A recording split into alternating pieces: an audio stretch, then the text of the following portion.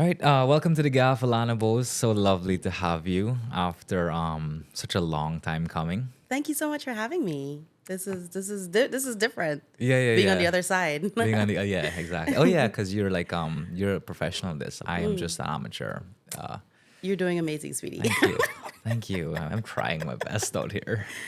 No, it's been how you doing? How's it been? I'm good. I'm good. It's been an incredible couple of days. Lots of exciting things, and I've been embracing it. I told you, like I'm in my this is gonna work out era. Yeah, yeah, yeah. I feel like that era, like you were just talking about trust the process, and I I guess like for me, I'm it's such an up and down thing because like when you're in it, it's good and things are going well, but then when you're sort of embarking on a new venture, like perhaps you are, it's like you really got to double down on what you're doing, and it'll happen. It's Right. just knowing that like Right. okay, this will take some time, and I think Right. that's the scary part. It definitely is, and that's actually one of the things that I thought about today. Like while I was preparing to come over here, I was wondering the kind of questions that you would ask and stuff like that. And so, one of the things that I wanted to be sure to share with you is that things have always somehow worked out for me, and that's why I'm not worried about this new chapter. And so, I've always found that if a door closes, another one opens up, and oftentimes it's one that I didn't even see coming.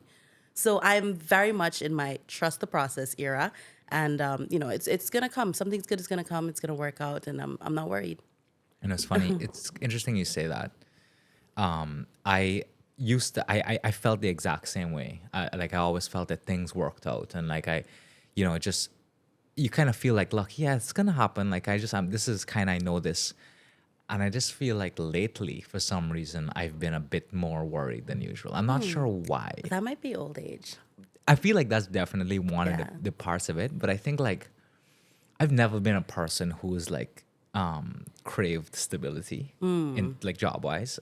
Like in terms of like I don't ever want to be locked down to a job. I think it's one of the reasons I have become an entrepreneur or Right. a owner or a small business owner. But I don't know, like lately, not to say I would ever want to work for somebody, but I just feel like the security of, yeah, it's going to happen. It's just sort of like, yeah, I don't know. Maybe because like I feel as I get older, it's like, you just you want to know some things are taken care of as you Absolutely. begin Absolutely. embarking on other things. And I guess Right. job security is one thing that you don't want to have to worry about. Absolutely. But I guess you can't have it both ways, right? Right. It's either you take the leap into entrepreneurship or you do the 9 to 5. Yeah. And I think that a lot of people don't realize, a lot of people oftentimes in 9 to 5s, they look at entrepreneurs and they kind of envy the freedom and flexibility that they're afforded, but they don't see a lot of the late nights, the worries. They don't see a lot of the, oh my gosh, when's the next gig coming? That kind of thing. And working for yourself is a 24/7 job. Working for the man is a 9 to 5. Yeah. You're on it 24/7 when you're working for yourself. Because even when you're in downtime, you're networking, you're still trying to see what you can push in because you're thinking you need to be doing this. Yeah. So yeah, it's two different perspectives, Yeah. two different ways of seeing things. Yeah. Yeah, being a slave for someone else versus being a slave to yourself. It's there's weird. always I that. mean, it's like yeah, it's kind of I do enjoy it though. I think like the entrepreneurial aspect of it when it's hot, like when it's like when you're in the zone, it's like nice. You feel like kind of this. All right, let's get it. Like let's really go after it here. And there's this opportunity, and like the world is your oyster. Yes. I feel like maybe in 9 to 5s, not to say they're not fulfilling, but I just you maybe get less of that because it's sort of you're playing a role in a For bigger someone picture. else. Yeah, whereas by yourself you kind of making it happen. Right. There. Right. Yeah. Well, what do you so you've been in media for a while. You've had that 9 to 5. Yeah. Well, not this 9 year's to- gonna be 14 years. It's 14 years. Yeah, 14 years in media. A technical 9 to 5, even though it's a 6 to 9. Yeah, My 6 to 9 is my 9 to 5. you got the best 9 to 5 I think so. aspect of it. Yeah, I think so. How has that been in media? I mean, like you've been such a voice across different platforms throughout your career. Like, Yeah. I remember when you were at eNetworks for a little bit, part time, I think. Yeah.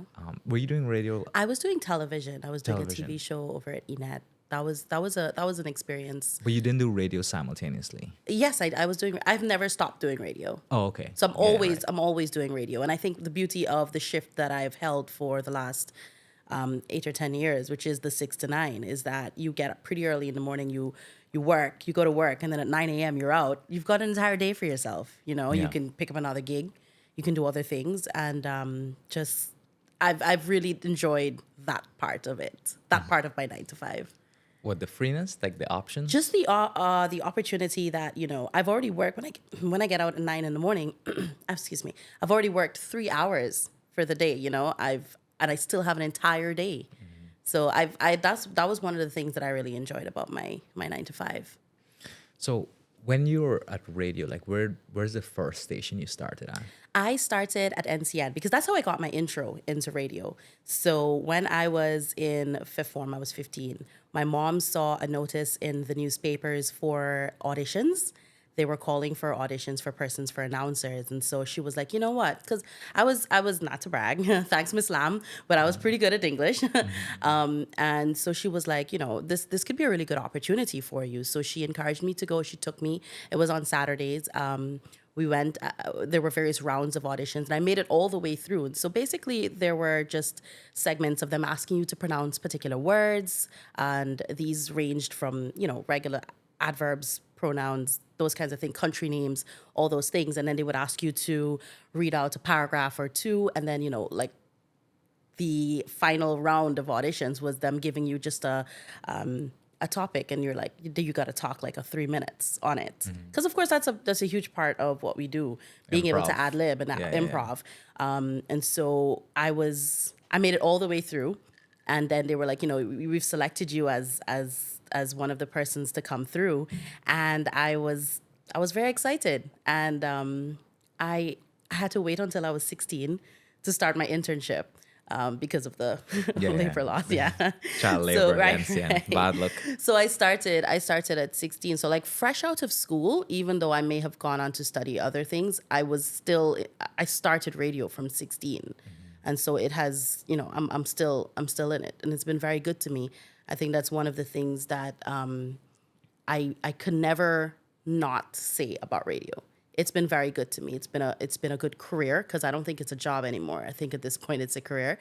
It has allowed me to meet people, experience things, get opportunities that I probably would have never been able to do. It's really just kind of elevated, I think, my entire life. And so I'll forever be, you know, grateful to radio, regardless of where I end up.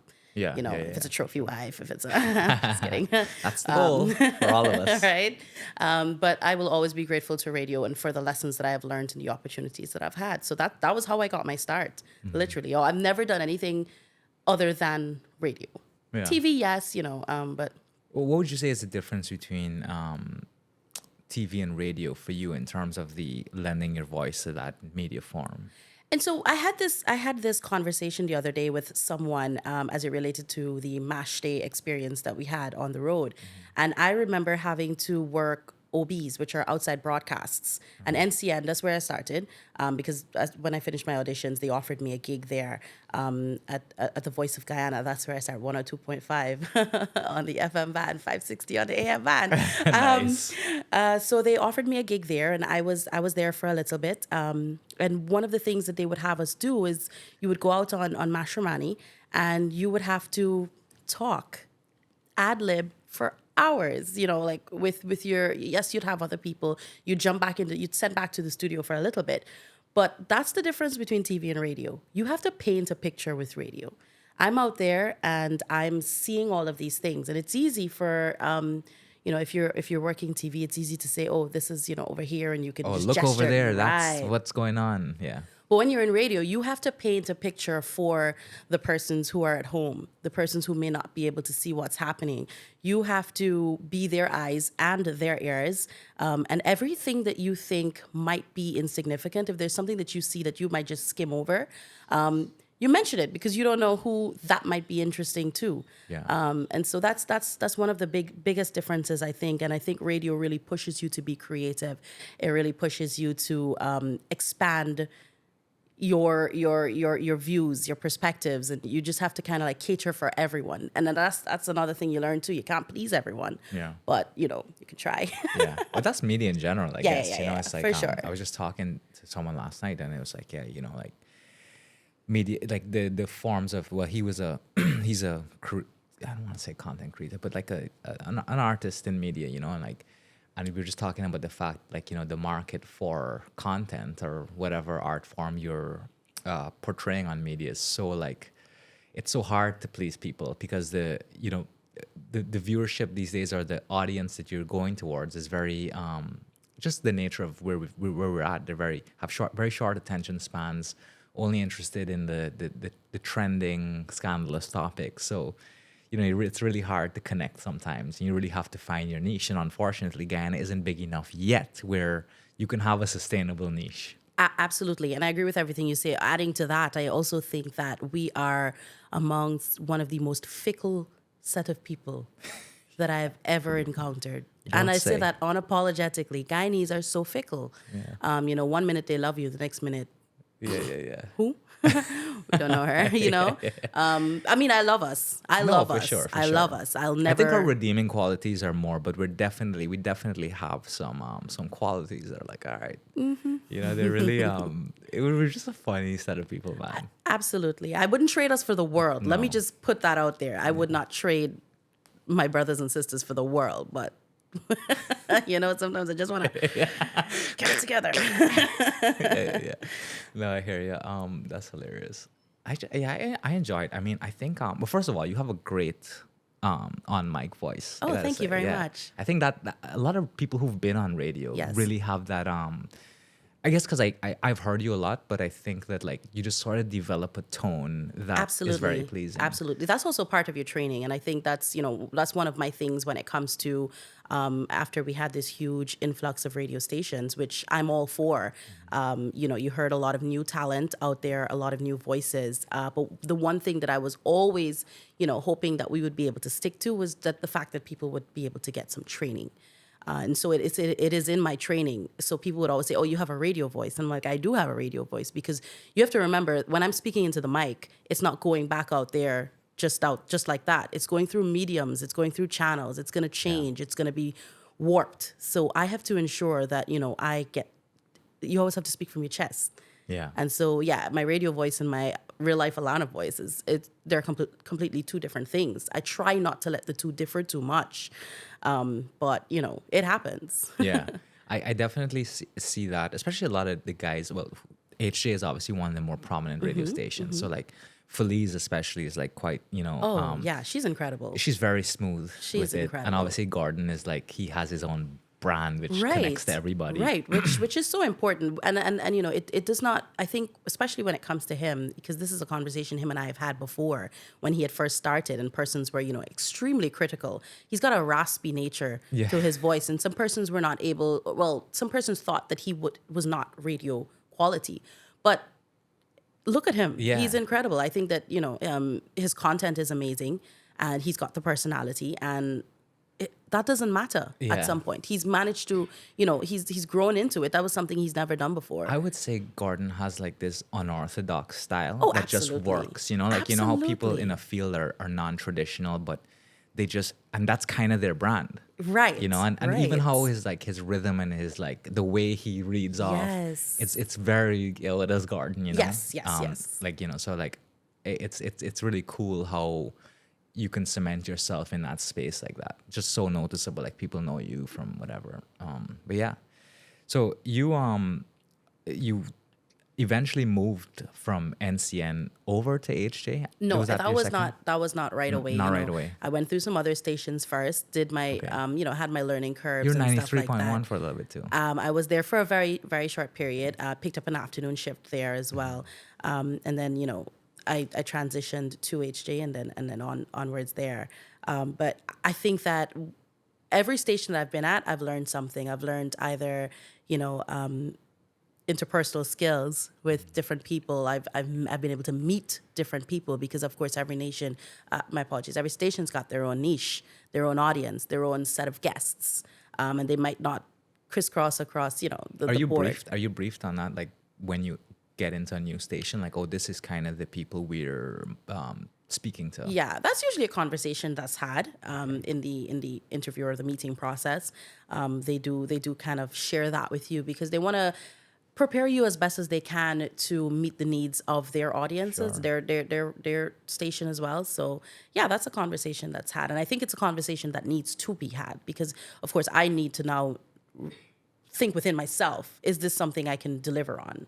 You Yeah. know, so just so I'm able to do myself justice and I'm able to do them justice as well. Yeah.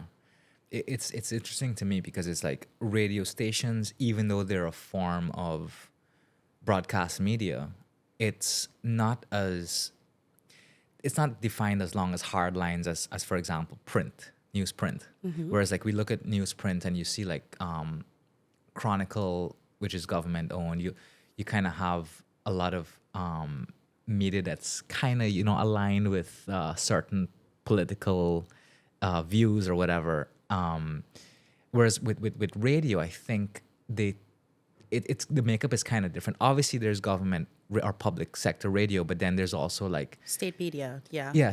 there's state media, but then there's also like other stations are not necessarily opposition or anything like that, but it's more like I guess they would thread more along the lines of entertainment and marketing. I guess you'd say. Absolutely. But those stations, and that's one of the things too, we all have a responsibility to ensure that we keep the nation informed.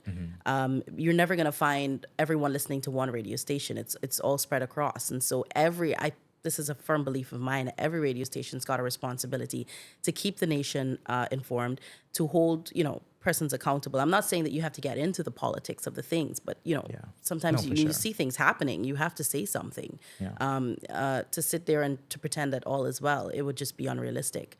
And we certainly don't live in a utopia. So, I think that we all have a responsibility, regardless of who's in charge. We want better for everyone. We want better for our people. We want better for ourselves. So Yeah.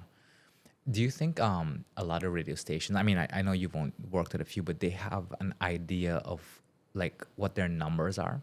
I asked this because the other day someone approached me and was like, oh, we want to put the Gyaff on our radio and like as a late night show. I was like, okay, well, that's interesting. I'm honored that you'd say that. But because media is so free now, and I kind of technically have my own platform on YouTube and Spotify, which are on demand sort of media, I would kind of want to know, like, if I'm jumping on like a broadcast radio, what am I aligning with?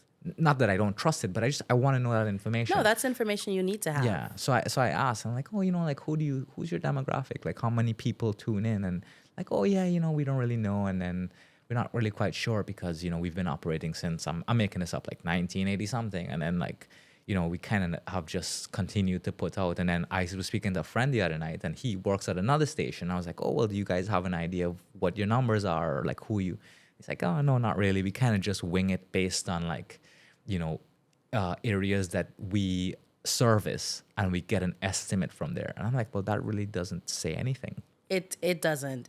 I don't think that in the US, there's the Nielsen scanner. That'll tell you, and that's how they're able to gauge which songs are like good songs, based on how people are listening to them. So that's a concept that's out there available in the West, but I don't think there's anything here as it relates to like technology that can really gauge. I think just like what your friend might have said, it's just them having a rough idea based on feedback, them having a rough idea based on, when we have those call-in segments and, stuff like that, that's when you get a gauge. And I think it's really tough. I hope that we can one day figure out. As far as I know, there's no way to really be certain about a figure and to confidently say, yeah, I have 250,000 people listening to me, on every week. Because it's not like an online platform when you're getting hits. Yeah. People can listen online. They can listen on a radio in the car. They can listen. There are multiple platforms in which they can listen to the station. So it's a little bit tough. But I'm hoping that something will be able to, because that too would really help and guide, I think, some of the marketing aspects of things. Yeah, I mean, like that's just you have the numbers to market better, you know what I mean? Absolutely. Like how do you lose from that? Absolutely. interesting. I'm not sure what we can do if the broadcasting authority is somewhere that they can perhaps step in and just try to have the technology implemented. I don't know. Let's see. It'd be good to know eventually. Oh, absolutely. But yeah. So anyway, so when you moved off from NCN, you bounced around for a little bit. How was that? What I was that did. like? It was a good learning experience. I was able to work at different stations with different demographics. Meet new people, interact with different persons. I think that I learned a lot too about growth and how important it is to have growth and to have that kind of flexibility as an announcer, because you're gonna have cases where you're interviewing a soca artist one day, and then tomorrow you've got the minister of something in the building, and you've got to be able to change gears, shift gears, and conduct an interview that is beneficial for the persons on the outside. Because once again, you've got to ask the questions that somebody on the outside might want to ask but not have the opportunity to.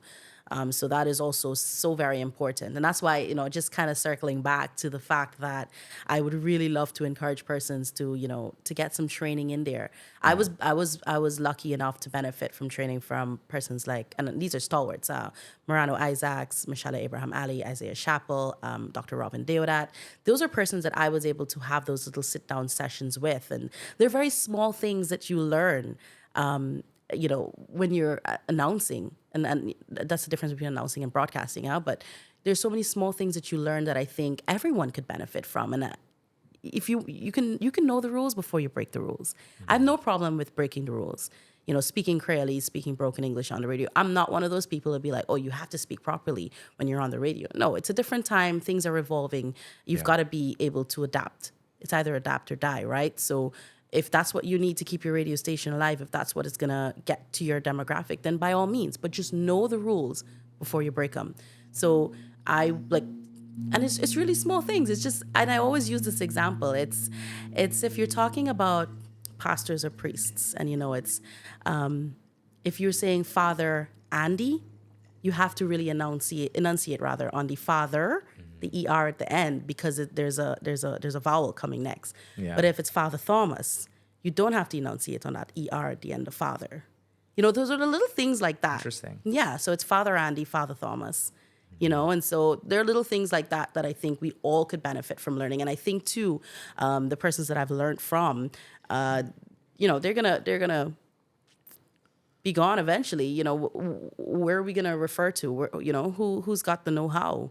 Yeah. And the resources to help raise a whole new generation of announcers. Do you think like the market is kind of, you're not seeing like youngsters like you back in the day coming in to get into that radio space? Because when I tune into radio, I feel like most of the people I hear are seasoned, Yes. And I mean, like, even us at our age, we're not that old, right. But I feel like we're more like seasoned people. There's no the bright-eyed kid out of high school trying to jump into it. I'm not tuning in, but I feel like not really. They're not there. I feel the same way sometimes. Whenever I'm somewhere and I'm listening to other stations, because that's always a good idea. I feel the same way that you do. And I'm just like, while I'm happy that there's an interest and I'm happy that persons are jumping into it, because so many people like to say that radio is a dying art form. I disagree, at least not right now. It may evolve, but I wouldn't say that it's dying. And if it is dying, we shouldn't let it die. But I agree with you. You're not seeing the... If I were to wager a guess, I would say that you got to analyze the reasons young people would want to get into radio, let's say, or just media.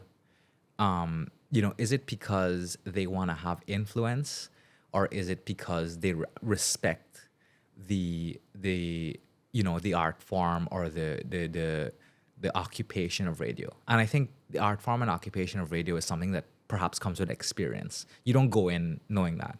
If it's about the influence, then radio doesn't really matter, because influence could come way easier on public platforms, right? So whether it's TikTok or Instagram. Whatever.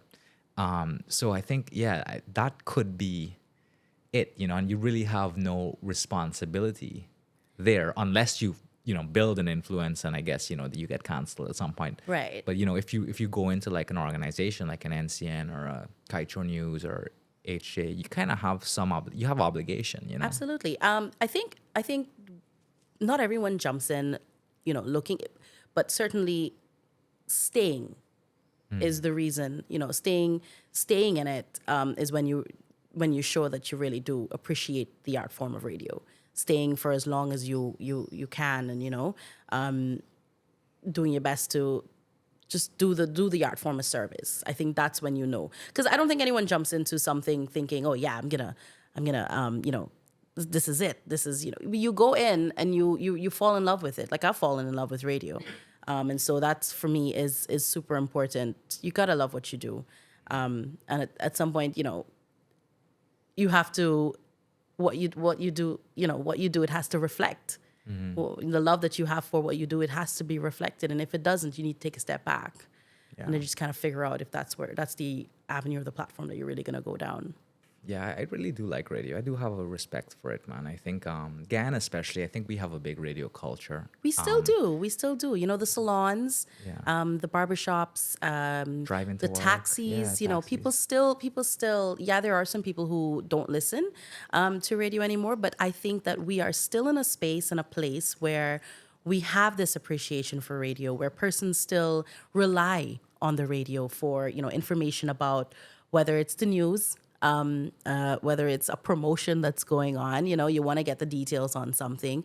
Well, I didn't hear it on radio, so I don't know if it's true. So I think that we're still in a space that we have that appreciation for radio, and I'm very happy that we're still there, because we got to revolutionize at some point, but radio, I hope, will be able to do it as well, and then do it in tandem.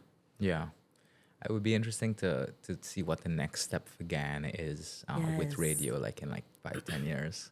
It has to evolve. Something big has to happen, I think. But then again, as Guyana, you never know.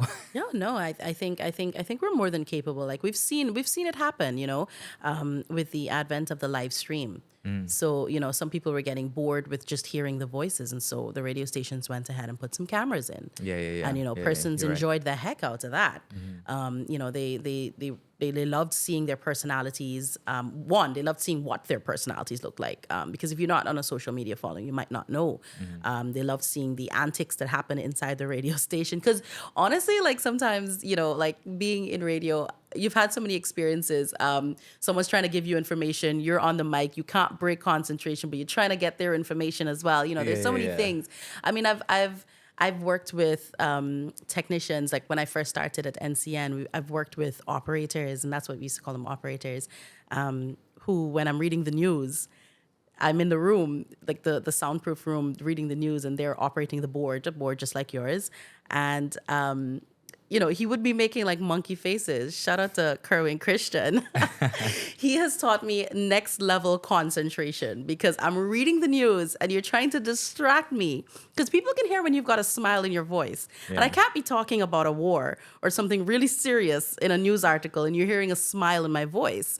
Like there's so many things that people are not privy to in the radio stations that I think that the live streams and little cameras allowed them to peek into the world of radio and to see how things work. People didn't even know how big the boards could be. When I show people the board, they're like, oh, you know how to work that? And I'm like, well, yeah, because, I mean, but I think that we're making steps in the right direction. And so with us continuing to do so, I think that we will not let radio die, and it will not be a thing of the past here, at least here in Guyana. Yeah, the cameras also put a little pressure on the announcers or the hosts. Not to say that you're doing anything reprehensible, but it's just like, I kind of just gotta have a bit more caution. I guess in some way. I don't know. I actually was looking at when they had the Masharama concert. I happened to scroll, or I've been scrolling Facebook, and I saw the artists in HJ. Oh yeah, and a couple of them were burning down the place. Yeah, and I was like, I was like, by the way, I'm for it. I'm like, kudos to that, right? I have no problem with that. But I just found it interesting. I'm like, I mean, for it to be going out on a live stream. If I do it, I got like, are the police gonna come knocking on the door? You know what I mean? Like, so to me, it's just like, I wish that like, this has nothing to do with radio, but I was just like, I wish like we could, be a bit more like Relaxed about certain relaxed things. about certain things, and like let's not like just let's just make it like normal. You know what I mean? Let's not allow just the foreigners who come into you know put on a concert and partake in the economy, I guess, through ticket sales. By the way, this is not at HJ or the station. It's just the forces that be, you know? I just found that weird. Like, I was like, whatever. I guess I'm just like upset. Like, But that's one of the things that I loved about working there. Yeah. Like just the level of comfort, and they're like, it is what it is. No, 100%. I think that's also got to do with their entertainment background. But I for certainly sure. did have a time Yeah. working there. Yeah. Yeah. Did you go to MASH this year? I did. I stepped out. I went to see, and leading up to Mashramani, my co-host and I, Casual, we're having a lot of conversations surrounding it. Because as much as we are all here for development and new things and new concepts, Carnival, we are also, we tried to be as best as we could, encouraging persons to not forget about Mashramani, not forget about, because this is not just a party. This has also got, a lot of cultural meaning behind it. And so I don't want us to lose. And so we were encouraging persons to step out. And I was like, you know what, Allana, I haven't been out in years, by the way. Yeah. And so I took, I don't live very far from the parade route. Well, the ending of the parade route. And so I walked out, because obviously driving was not an option. Nope. So I walked out, and I was so happy. Like, that's one of the very first thoughts that I had when I hit Vicinjon Road, and I saw how many people were out there. And I was at the end. Like, I was past. I was like by David Street, like that side, Oh, right? you were far north. But there I were was- people. yeah. And then I started making my way down south. Yeah, thanks. I'm just going to go to the I started making my way down towards Lamaha. And I ended up staying around in that Lamaha vicinity.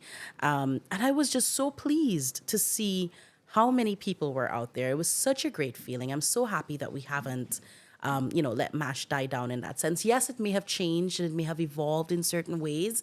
It may not be because there was some footage going around. I don't know if you came across of like MASH back in the day.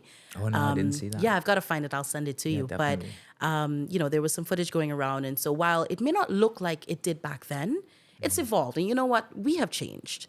Our cultural... What did it look like back then? Just if you can... Lots of floats. There were like Okay. lots of floats, and there was a lot of energy surrounding the floats, and we've Gotcha. seen that deplete over the years. Yeah. It's definitely more focused now on the party buses and Yeah, those yes, kinds of yes, concepts. yes. And while Party I trucks. understand people, and while I understand people might not be too happy about it, we've got to evolve. We Yeah. have got to make the changes. We've got to keep it interesting for persons to keep coming out there. Definitely. And I think this is kind of like a societal issue. I don't want to call it a problem. It's like an issue. By the way, I was standing far south. I was on Shell gas station. So right at the end of Church Street. Right. And I thought it was good. I back in the day, I used to go to MASH. I haven't gone to MASH in probably over 10 years. And I used to go, I remember I always used to go with friends, and we used to walk up and down with Vicinjon, and we used to lime at KFC. I'm sure you were around there at the same time. No. No? You No. never lime at KFC for Nah. MASH? It was a Thanks, thing, Mom. right? Yeah. Oh, okay. Anyway, so we used to hang out at KFC because that was like kind of like the spot for us in the days. And you know, I heard it that was a high regular energy. people's spot. It was a regular people's spot before they had all this VIP this and VVIP Right. that. Anyway, so I when I went this time, I thought, to me, you're right, they didn't have as many floats and stuff like that. The concept of MASH, it was a lot more like trucks and buses, and the more people with the floats would be like the public sector, the ministries who had like the competitions, and they would have their people performing or whatever.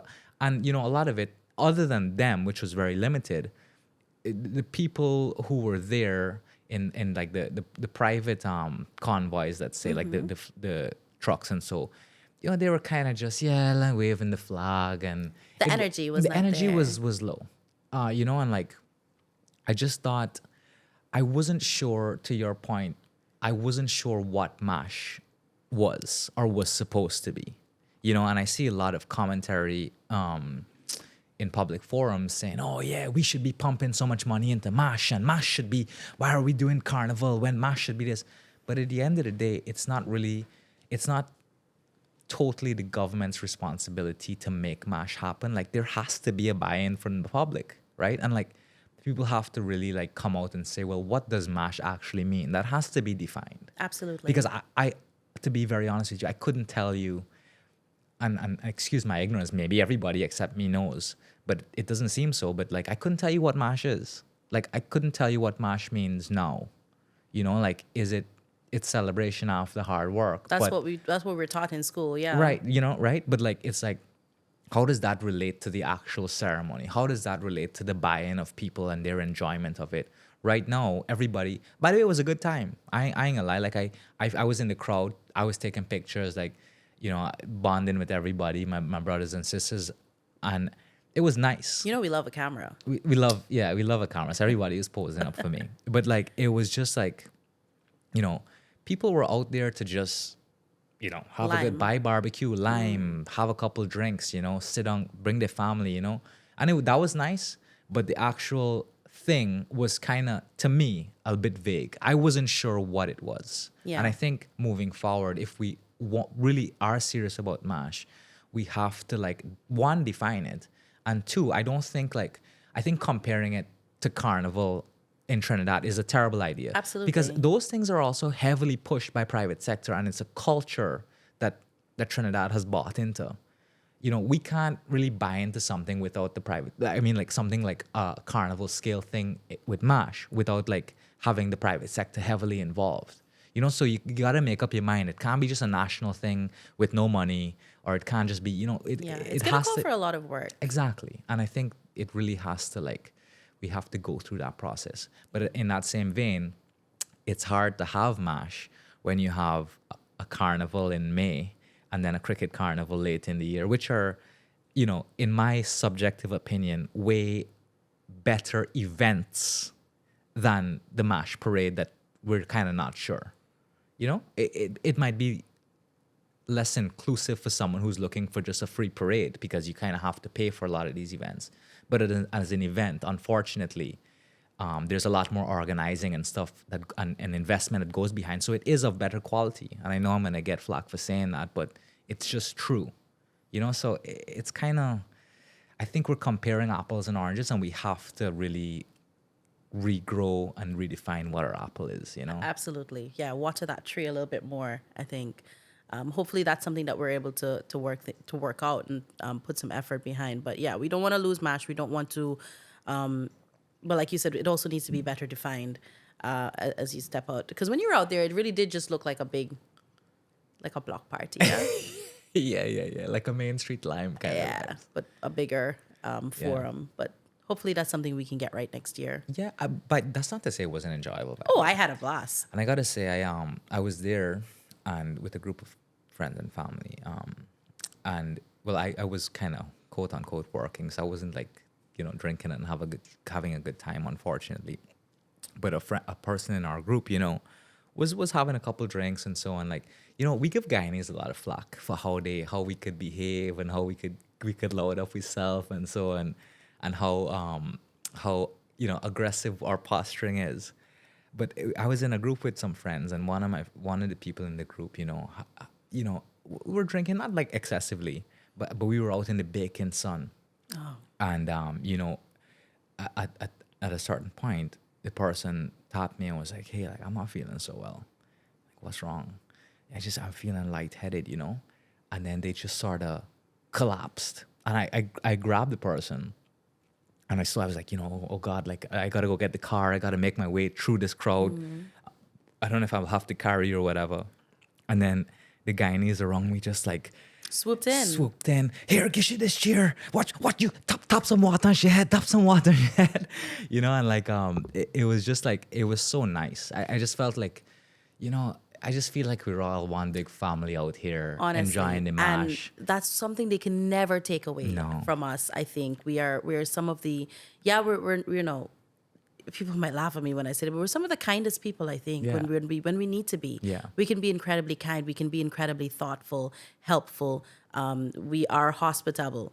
You know, yes, I know it may not always seem so, but like you said, if the moment comes around, we're there. Yeah. And that's one of the things I love about our people, is that regardless of what you look like or whatever, if you are in need of help, there are people who will step up and help you, and you'd be surprised where the help comes from sometimes. No, 100%. I felt guilty. I felt guilty because I was like, I feel like we and I, especially a lot of times, could get consumed by the negative, and you really forget the so much positive that's out there. Yeah.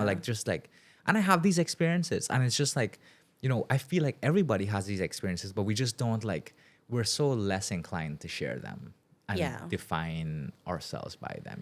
It's a shame. I think we can get there, and it just really is something as simple as just looking out for the person next to you, and that's what it was. Yeah, it's a beautiful thing. It really is, and seeing us do that and seeing us be that way makes me really proud to be Guyanese. And I tell people all the time, and I don't know if they think I'm joking or not, but I could never see myself living anywhere else.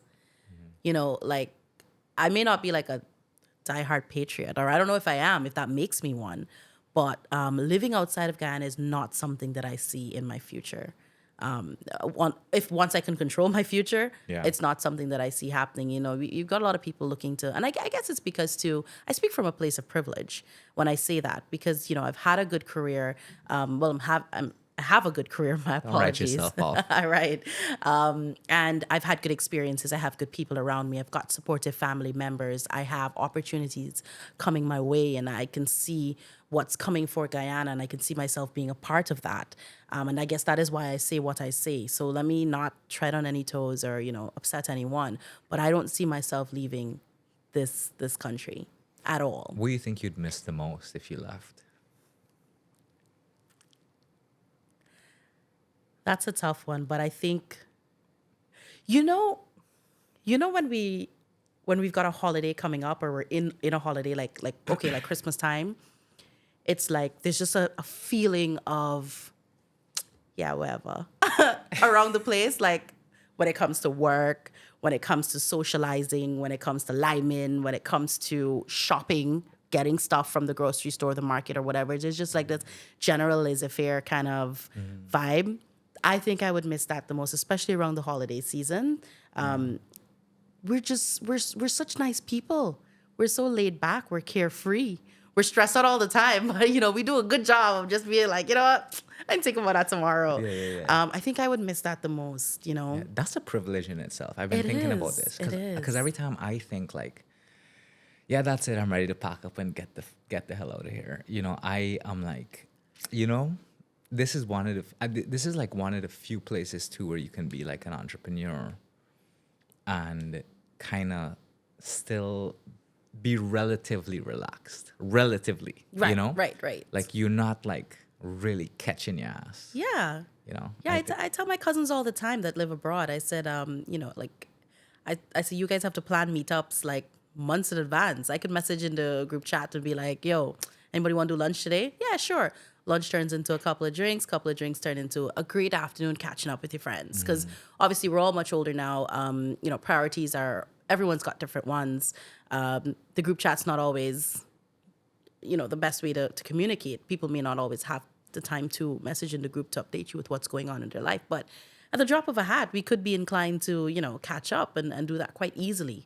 Yeah. I think it is a privilege. It absolutely is. And I make sure to like rub it in my cousins' faces every time I do it, because I'm just like, what are you doing? Working? Yeah. Yeah. Where do they live? Oh, well, my cousin's in New York. I always tease them because it's a rat race over there. Yeah, super. I mean, I've lived there and I've worked there. Well, not in New York City, but in Long Island. And, I just remember it being very I just never felt I was in control of any of my circumstance. I just felt like you're always at the mercy of the people paying you. And it's like, it's just not a nice way to live, And I think that's kind of why I decided to do entrepreneurship.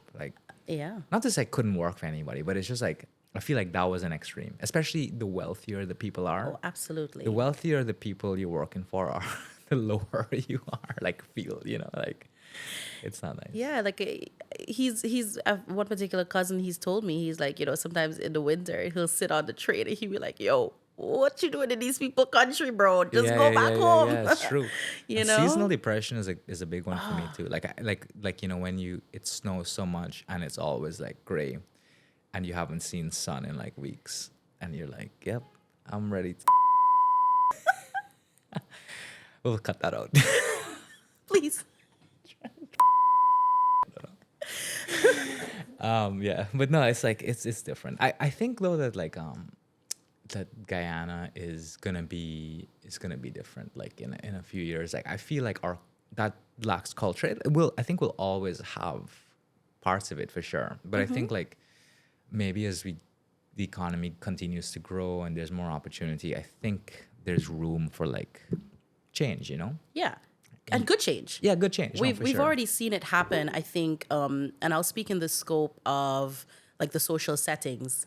Like we would have seen, accessibility to certain kinds of foods become much easier with the influx of persons that we have in, the expats that we have in the country. And so we'll find things that we don't, before it would have been a task to get. And then now we're able to get it freely and easily in the supermarket because now there's more of a demand for it.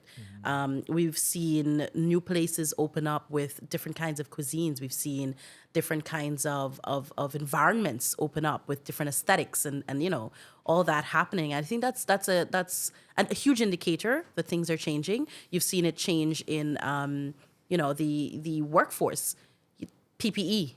We've seen, there are now like standards that persons are being held to whenever they have, properties or whatever. We're seeing the changes. And I think that these are changes that can only benefit us. And hopefully we don't lose that kind of laid back vibe, but we kind of embrace and try to make them work hand in hand as best as we can. It would be a good fusion balance. of the two. Yeah. Yes. A good fusion, I think, is what is important.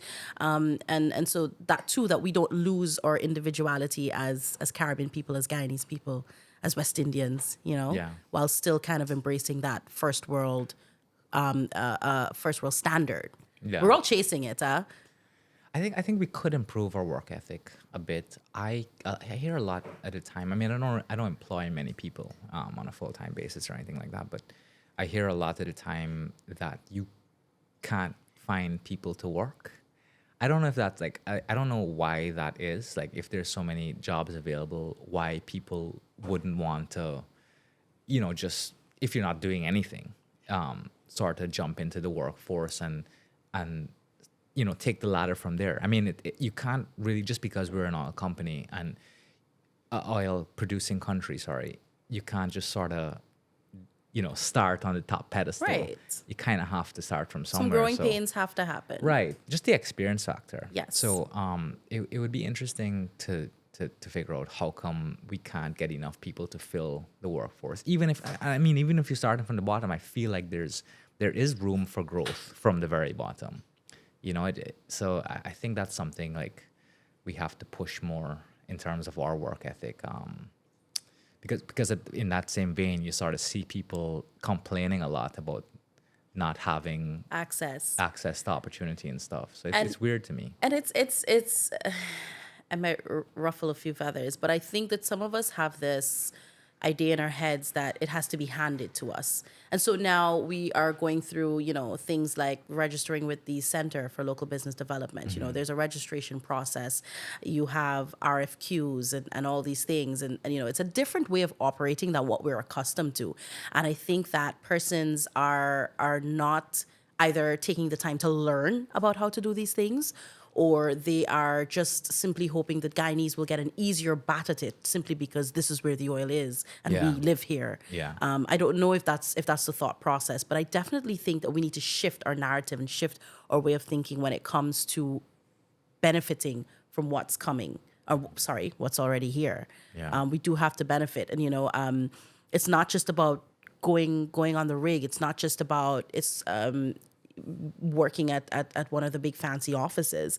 There's so many other sectors, supporting sectors to the industry that you can be a part of. You don't have to give up on your dream of doing one thing because you think that's where the money is. There's money with what you're doing right now. You just have to know how to market and how to get in. Yeah. Well, entrepreneurship is like, this is the perfect time, right? Yeah. Because there's so much more people in our economy to like buy different things. So you can, the thing that you couldn't have like made and sold 10, 15 years ago. It's like now is like the time, you know? You're seeing it though. Yeah, 100%. We're seeing it. We're seeing it happen with, and it's not just physical products, services. Yeah. That we didn't think exactly. would have been lucrative. Really any service, to be Yeah, honest. right. That would not have been lucrative. Things that we didn't think would have been like, oh, you know, Guyanese don't have to buy into it anymore. We've got a whole new demographic of persons. And I think you can't take it for granted. And these are people who have different experiences than us. So, you know, what you think might be a wild idea, they might be like, yeah, that's something that we would do. And then they're like 2,000 other people just like them, thinking the same way. Something they need. Mm-hmm. Have you seen any like interesting businesses pop up in the last couple of years that you're like, oh, damn, I can't believe that's in Guyana now? Shout out to Blackwater Adventures, because they're the first people that I thought about. Tours of the Demerara. Who would have thought? Yeah. I've been on it the other day. I see. Amazing. Oh, you I saw. But I'm just kidding. But yeah, like I think that's a pretty cool concept. And the reason that I thought about their business first is because they have a Cayman adventure thing where they take you out and you know you see it. And that's on the kanji. Yeah, like that's something I want to do. I'm just trying to convince my friends to do it. Yeah, highly recommend. Really, you've done it. Yeah. And so I feel like those kinds of tours. We've also seen like, you know, the ATV thing that's happening out there. And I'm just thinking outdoorsy things because that's the first thing that's popping up into my mind. Those kinds of things are like, but even now Guyanese are getting into it. Paintball, you know? Yeah. The paintball experience, like all those things. These are things that I'm just happy that it's working for them. Got something to do. Honestly, like, you know, people always like to say, oh, there's nothing to do in Guyana. All you could do is just eat and sport. Yeah. I mean, to some extent, Still but true. we could just throw some other things in between, you know, a little ATV and then we eat and sport, you know? And go play paintball, sport again. Right. Yeah. So I absolutely love seeing businesses pop up. And when I see something open and people flock to it, and, you know, I'm happy. And then when, you know, there are people that are going to jump online and be like, oh gosh, as soon as something open, y'all gone. Well, I want my people to have nice things. Why are you mad about your people having nice things? Yeah, Why are you mad about them? Nice things. Right. Why are you mad about them being able to experience things? And, you know, there's always a naysayer. And why are you mad about it? You know, Where does that come from? Side note. Let's just sidebar this conversation. They haters. There are some haters. Yeah, just plain haters, right? I can't imagine you being so worked up over us being excited for something. But we get really worked up, and that's kind of what gets to me. I just don't understand how you're that emotionally invested in like the. It's always baffled me. Yeah. I don't know where it comes from. I don't know if they want to be the only people who have experienced things. I don't know if they want to pretend to have this nonchalant kind of attitude towards things. But I love when my people are excited about things. I love when they flock to places. They're excited about it. They should be excited about it. And I don't think anyone should make them feel bad about being excited for things that are happening, because we deserve to experience things. Guyanese people deserve to have nice things. We deserve to have nice service. We deserve to be able to have disposable income to do all these things, you know. I think, and I don't know why anyone would want to be like, well, what are they getting so excited for? You know, like, don't be a hater. Don't be that person. No, it's true. I am dying for experiences. Even the mainstream companies that come in here to, I guess the foreign, like businesses like the Starbucks and the whatever that come in, and I wouldn't say I was hating, but when Starbucks came, I was like, I don't know, I'm skeptical. I kind of like my Oasis or whatever. And then I went to Starbucks. By the way, still love Oasis. Just throwing that out there. But I went to Starbucks, and it's amazing because I've been to Starbucks in the US too, and I actually think like I prefer our Starbucks. It's so nice. Like you go in there, it smells amazing. I love coffee. I love the smell of coffee, and the quality is great. And you know, it's just, to me, it's like, this is so cool that we have this here. You know, and also, but that's at the same time, I want to shout out like all these new cafes that are popping up too. I love cafes. Like I said, I love coffee. So like, you know, the Deja Brew, which I haven't been to yet. Oh, check them out. Dying to check them so out. Good. So like that excites me, you know? Like, and I'm yes. like, yes, like we have options, and I could pick. Absolutely. I think those are so important too. And I think what the coming of that particular franchise did was force a lot of these cafes, ones that were here already, and budding ones, which is, it just kind of forced them to be more creative about how they got the word out there about their products, and so a lot of them relied on the customer base that they had already. But then, this franchise popped up, and then now they're just like, oh, we got to up our social media game, we got to up our marketing game. And I love that. And that's what competition does. That's what healthy competition should do. There's enough at the table, like there are enough of us, and we will all be able to go to your various places. Yeah. And so I was happy to see what competition did for them. Really just kind of forced them to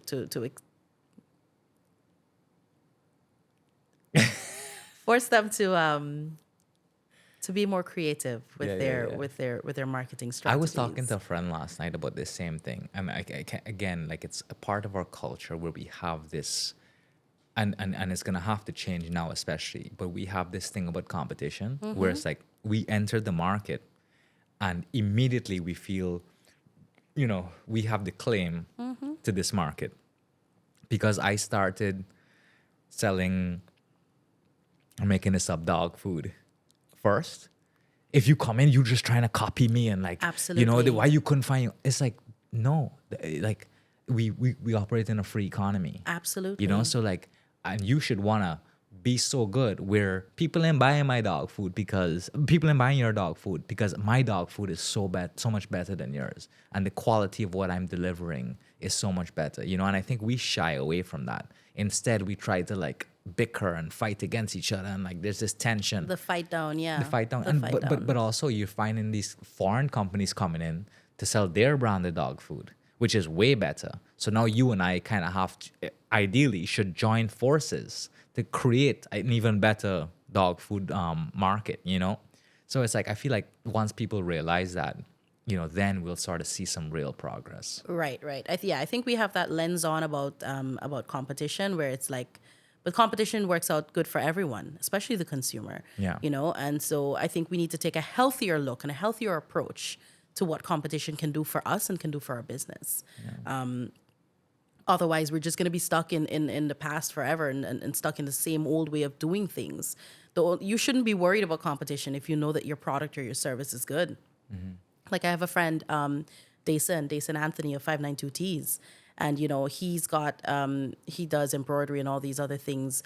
But what he does and what he has done before, he's had workshops teaching people how to use equipment, teaching people how to, and if they want to go and do their own business, no problem.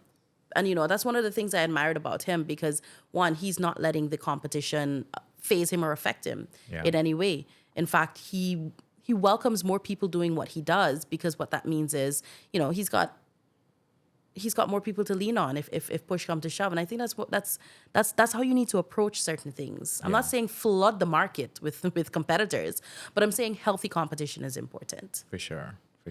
It could only be a positive. I mean, especially where we are now, there's so much to go around. Oh yes, there's enough for us all to eat. There is enough for us all to eat, and that's super important. Yeah.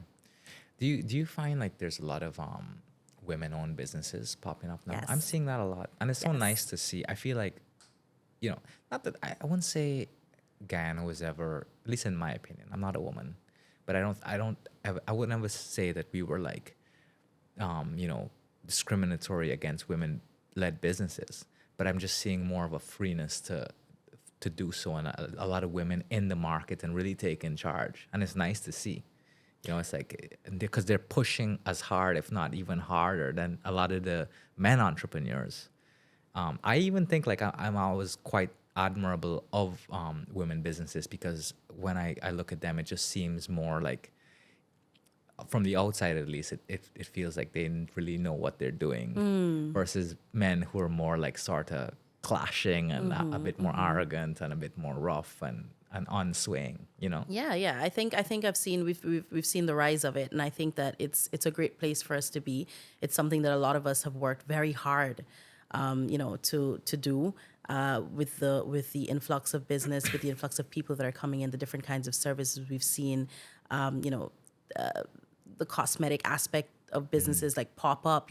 Someone's doing something here, and I love it. I love that women are being able to take that leap and that jump to do something they're really interested in. With the advent of chambers like the Women's Chamber too, looking out for women-owned businesses and looking out for women just in general. There are a lot of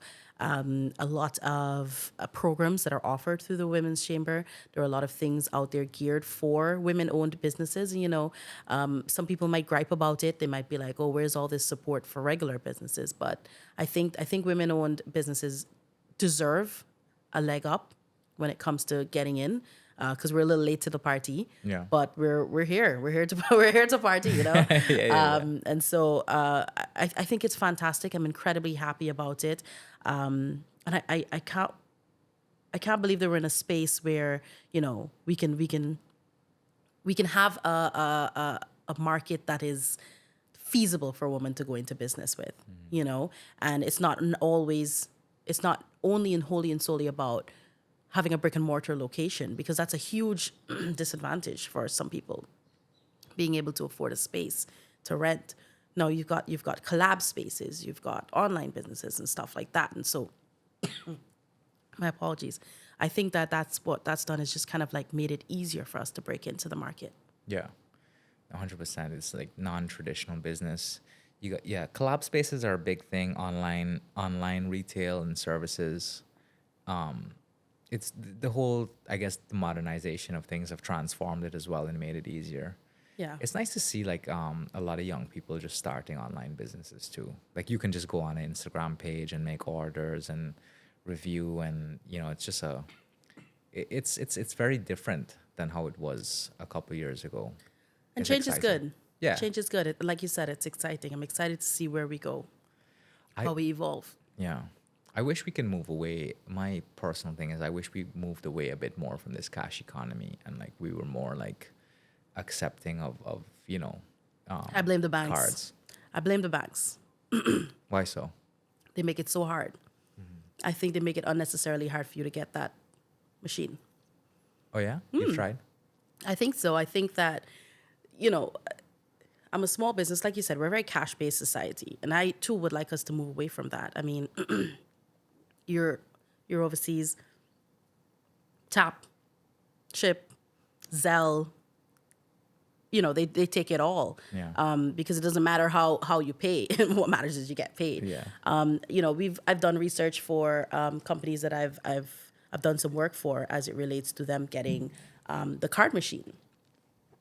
And sometimes I think the amount of paperwork that's expected, you've got to give them a projection of sales, and it's quite a lengthy process. I think the banks need to work. I understand that you've got your constraints as well, because you don't make decisions by yourself. But I think they need to make it a little easier for businesses, especially small businesses, to have a little card machine.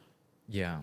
I actually don't. Well, what about an online payment system? Like, how you can go online on Amazon and just put in your details. And is that very difficult to set up as well? I don't have much experience with the online aspect of things, but I still think the bank needs to be looped in there somehow, because they have to process that payment and then give it to you. So there still needs to be some sort of connection between the merchant and the banking institution. So I'm not familiar with that process, but it's probably along the same lines. But I hope that in the future we can do things a lot easier. We've got e-banking platforms that persons. I try to tell people to utilize them. You can, if you and your. Who's your bank? I have 3 bank accounts. Oh, wow. But Got that paper. No. But Scotia is the one that I use more frequently. Oh, okay, nice. I usually use them, and I utilize their online banking platform. Topping up a phone, you can top up a phone with Scotia's website. You can, I can transfer money, quite easily with Scotia, because I know a few people who also bank with Scotia, so it's quite easy. I've never had any issues. Well, bar a few places traveling with my card, but them and Apple apparently. No go. It's a no-go with them and Apple. So I had an issue the other day where because that was the card on my, you have to have a card on, and I was This so is Apple Pay. not Apple Pay. Apple Pay isn't supported for us just yet. Okay. But it's just you have to have a card on your account. Yeah, You have yeah, to, yeah. right. So I had my Scotia card. They rejected it a little while ago, but they still kept it on file, I guess. And I tried to go in my WhatsApp one day and it said, nah, girl, you got to update me. And I was like, oh, okay. So I went to go and try and update it. And then they just kept, even though the WhatsApp update is free, they need a valid card on file. And they were not accepting my Scotia card. So I was without WhatsApp for like 4 days. Wow. Just seeing messages come in and then having to pay attention to the messages that came in so that I can either SMS them or give them a call and let them know that So I had to go and I had to renew another bank card and, put it on. Thankfully, it worked and I was able to update it. But I was speaking with one of the persons inside because I changed my card there as well, thinking that was the problem. And they said, no, it's just they don't take our cards. Really? And I was like, interesting. Yeah. Very interesting because it's the same Visa that I'm using. It's just a different platform, a different bank, but it's the same Visa on my phone right now. Yeah. Well, when you're dealing with overseas based applications and stuff like that, it's You just do have easier that to have issue. a US card. It is, and I did try putting my U.S. card, you but did? because my phone is registered in Guyana and then it's a U.S. card, it was a whole Gotcha. thingamajig. The people at Apple couldn't help me, and I was just like, I'm looking at this man telling me that there's nothing he can do, and I'm just like, so what am I supposed to do? Like, he's like, oh, just change your Apple ID. I'm like, oh, just change my Apple ID. Sure, buddy. Well, which is why you should switch to Republic Bank. They're the ones for you. It's a sponsored. They're No, also. they're I've not. also got a Yeah, card no, from them. I'm with Republic Bank, and to be honest, I know they get a lot of flack Yeah. online. Yeah. I've actually never had a problem, Same. and it's been quite nice. You gotta have money account to have a problem. So I have like no money in that account. Yeah. So I don't worry, but I'm teething out. Yeah, it's not really I feel like it's not, and again, I don't know the situation, but what I think the problem has been with a lot of some certain banks is that the charges come through very late. So you've been buying stuff, you haven't seen any of Yeah, the that's how it goes charges. normally. You don't and see then them 2 right months away. later deduct 40-something thousand, and you're like, what the hell, Right, right. And you by that time you don't even remember what you bought. Right. So I think and that's my understanding. I'm not But saying that's why you gotta jump online. Check your statements Yeah. online. the only criticism I have is that, and again, I use the online platform a lot. It could just be a bit more modern, I think. Yes, I think so too. I have their app, and I think Yeah. that it's a little bit confusing to use sometimes. It's a little dated to me, but I think it works well. And I enjoy using Yeah. them. And luckily, I don't have to go into the branch on Water Street. I go to Triumph because it's closer, Okay. which is kind of a more pleasant experience, I Is would it? say. Yeah. Not all the time. I've just limited them to I can just point of sale transactions Oh, yeah. because you still gotta open up, right? Yeah. Open up the card to do all those things, and I just could not be bothered. Yeah.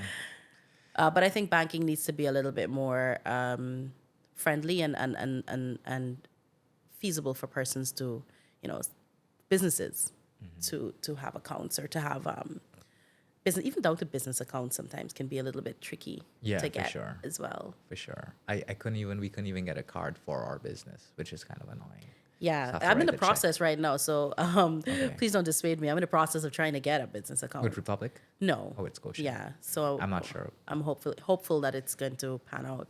Yeah. But I think they just need to work along a little bit better with small business, especially small business owners. You want to foster a different experience for them, and if you can do that, and if you can assist them in getting their banking info and getting their making it easier for their customers to pay them, then why not? Yeah. It benefits everybody. It's a trickle down effect. It's a ripple effect. My apologies. And like you said, though, they have to do their due diligence just to avoid fraud and all this stuff. Right. I know the Anti-Money Laundering Act is a huge deal, and, Yeah. and I know that you have your loopholes and stuff that you have to figure out. But I think we can all work together to foster a better business experience for us all. For sure.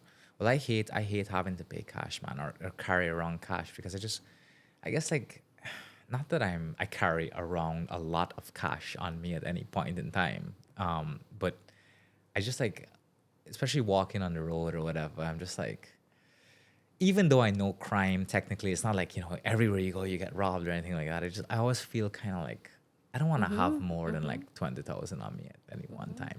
Just like it's just a thing. No, for I, me. I don't blame you. I don't blame you. You've seen so many things happen. You ever had an experience like that? I did. Yeah. I did. Where? Years ago, it was around my mom's birthday. So I'm still living with her, and this is up the East Coast. And so I took her car to be cleaned at the car wash. And so it's all the way out on the public road. So she lives like maybe in a neighborhood. And so I'm walking out, and I've got obviously in hindsight is 2020. You don't want to be doing something like that. I had my wallet under my arm, and I'm walking out. I did not take my phone with me, thank you. And I was walking out to go get the car. So I, have my wallet to pay the car wash people.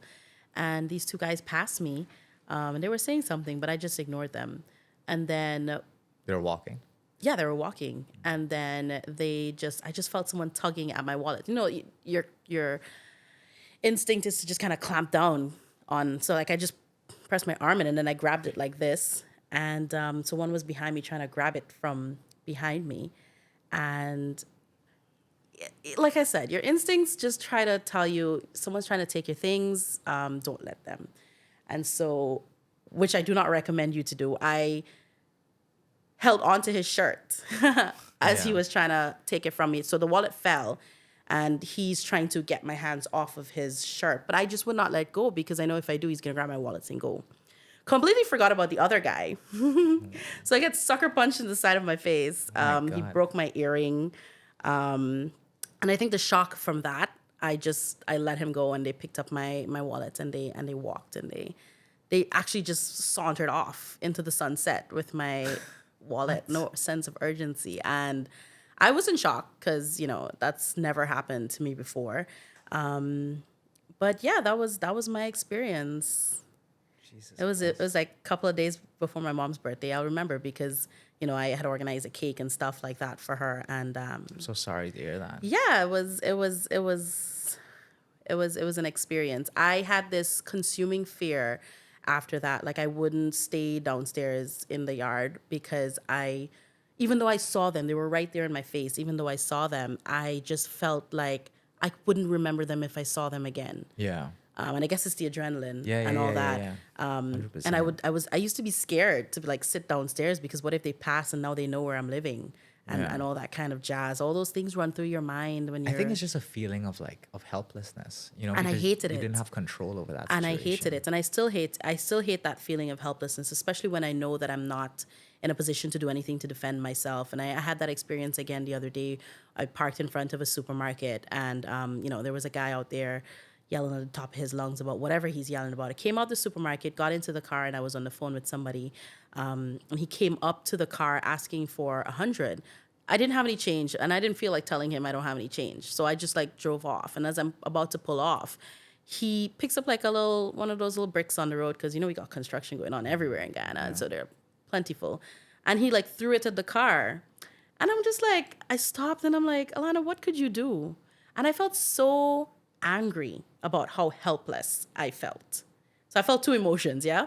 I felt helpless, and then I was angry that I was feeling that helpless feeling because what am I going to do? Certainly not going to go out there and confront him. But yeah, that helpless feeling is an awful one, and I don't like it.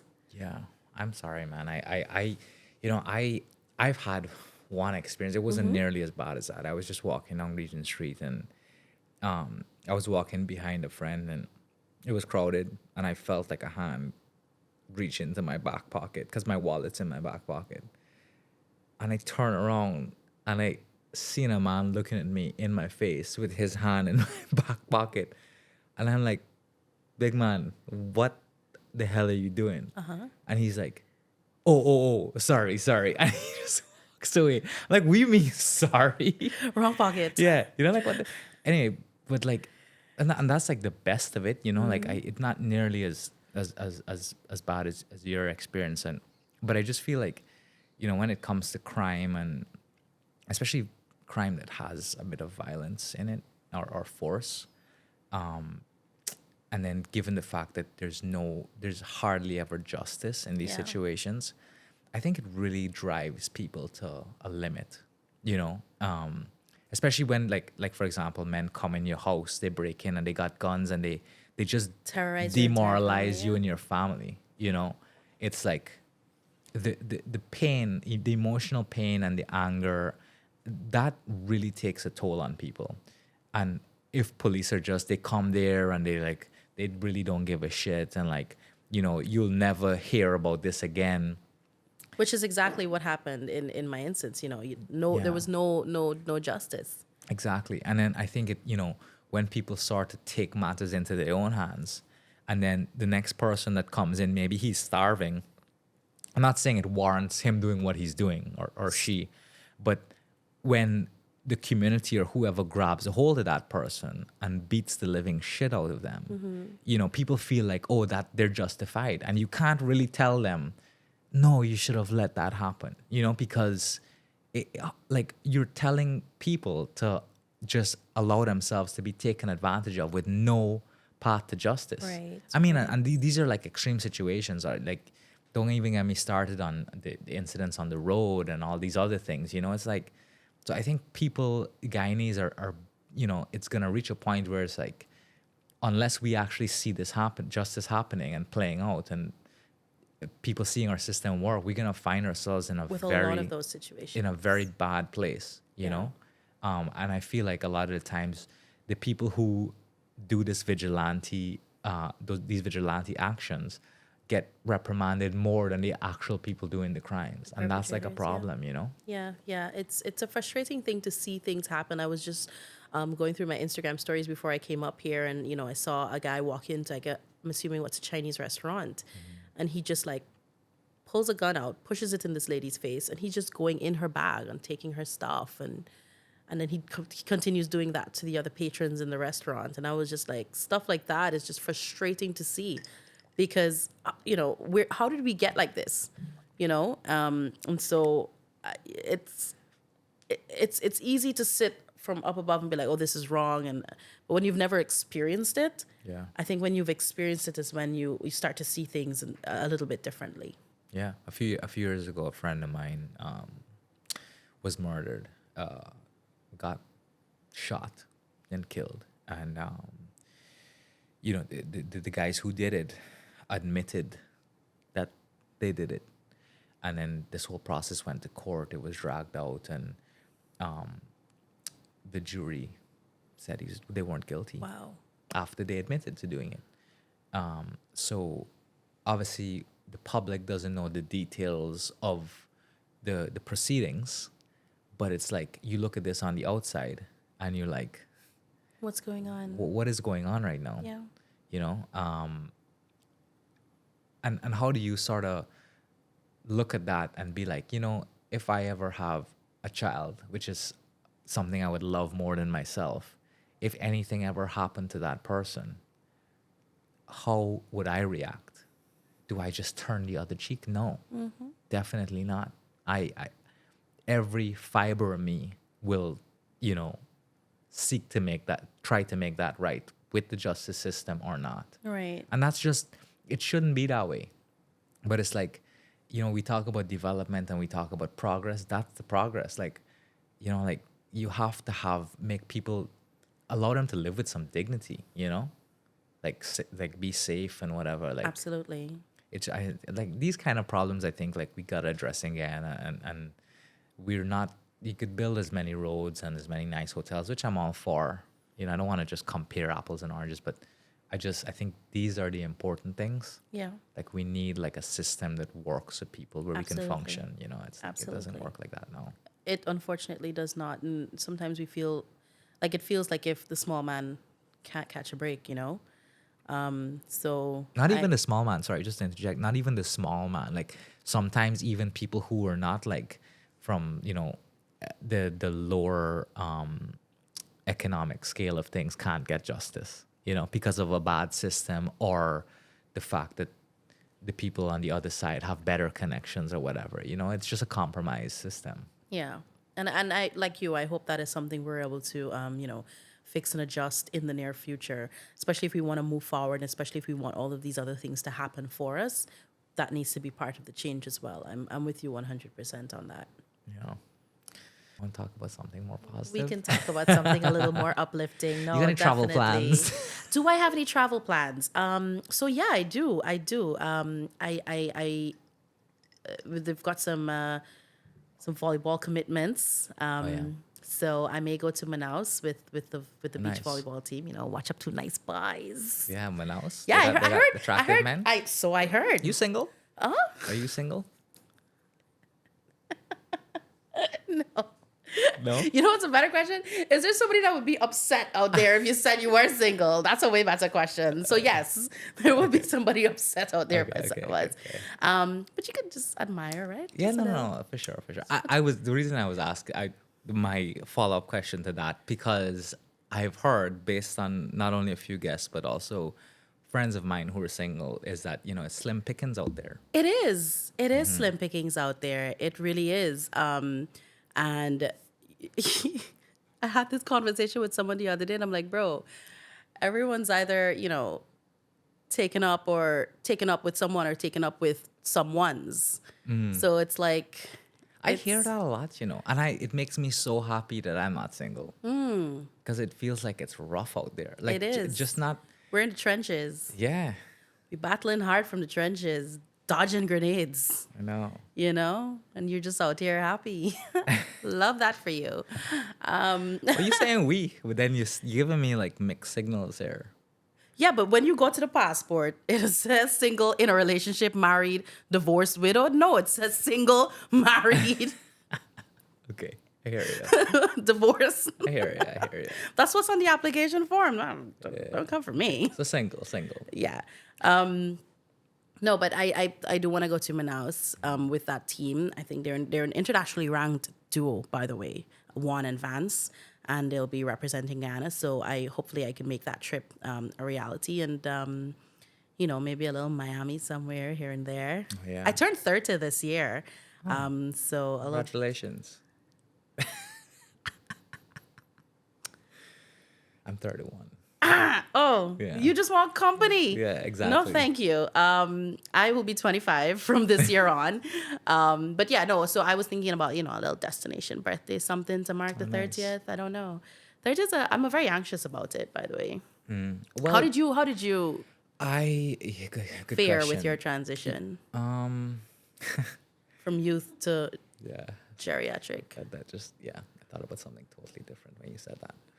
No, I feel like when I hit 30, I did feel kind of like, all right, like this happened real fast, because I feel like in my 20s, I always felt, oh, you got time. It's 30s when it gets really serious. And, it just happened. And I remember my 29th birthday being like amazing, legendary. Like I was with my closest friends. We, were on the Escobar River having the best time. Nice. And then 30 was just like, okay, we went to dinner or whatever. And I just felt like, all right, I'm here. And kind of like, it didn't hit me till after, where I was like, and this is just my experience, by the way. Where it's like, okay, like, now is not the time to maybe just celebrate these milestones. It's just to do what you're supposed to do. So I think at 30, I realized that you shouldn't really gauge life by these milestones. You should live as well as you can. And then You sound like every 30 and 40-year-old I've ever talked to. Because you limit yourself when you say, oh, I'm 40 now, or I'm 50 now. You kind of put that, to me at least, you put that psychological limitation on yourself.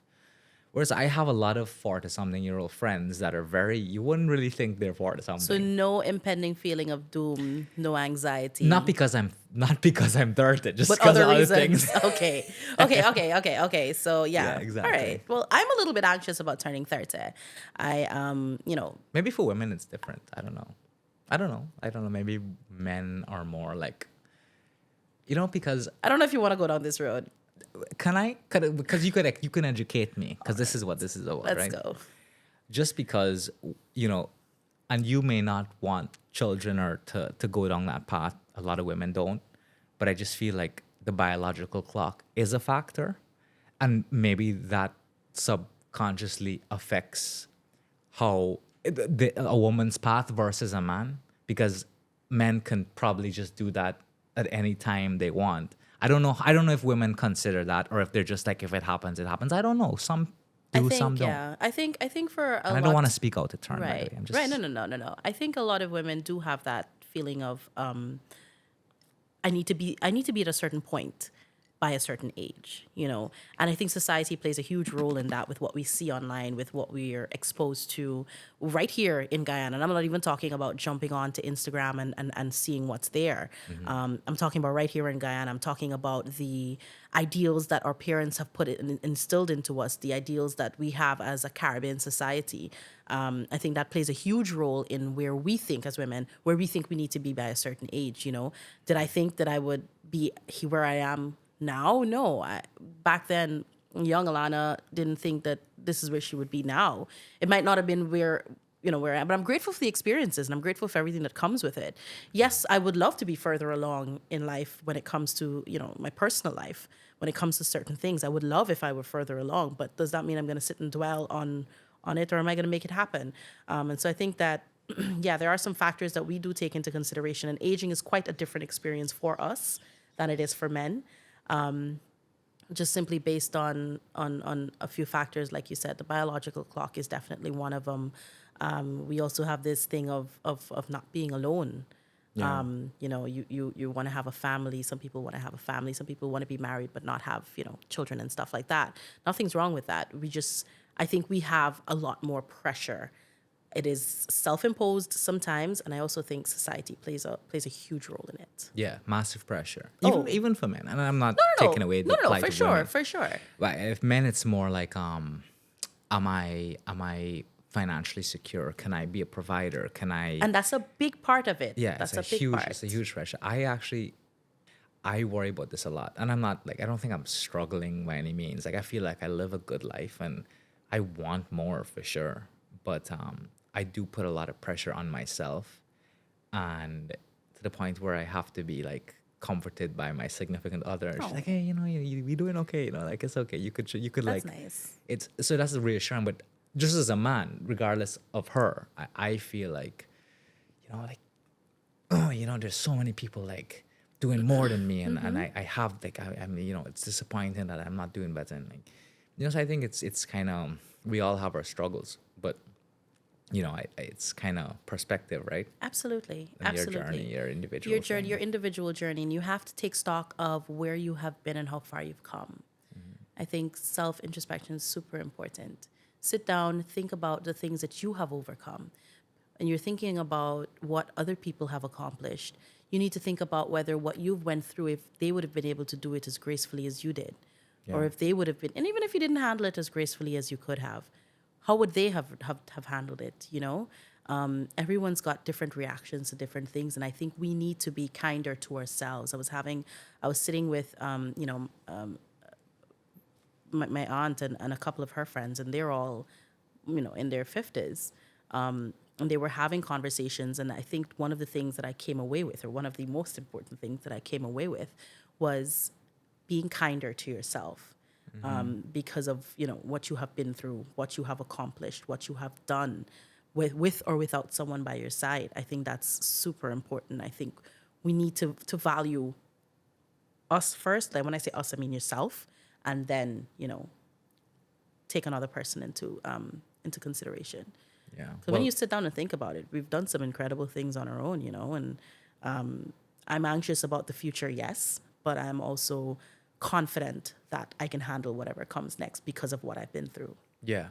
Well, also to love someone else, you kind of have to love yourself first, like, be happy with who you are. And Oh, yeah. it's tough to love someone when you're having this internal battle of Right. not accepting yourself, because then there's so much room to sort of make that someone else's problem, or lash out and that kind of stuff. And putting too much stock in what that person thinks of you. Yeah. Putting too much stock into having that person, having to prop you up and make you feel better.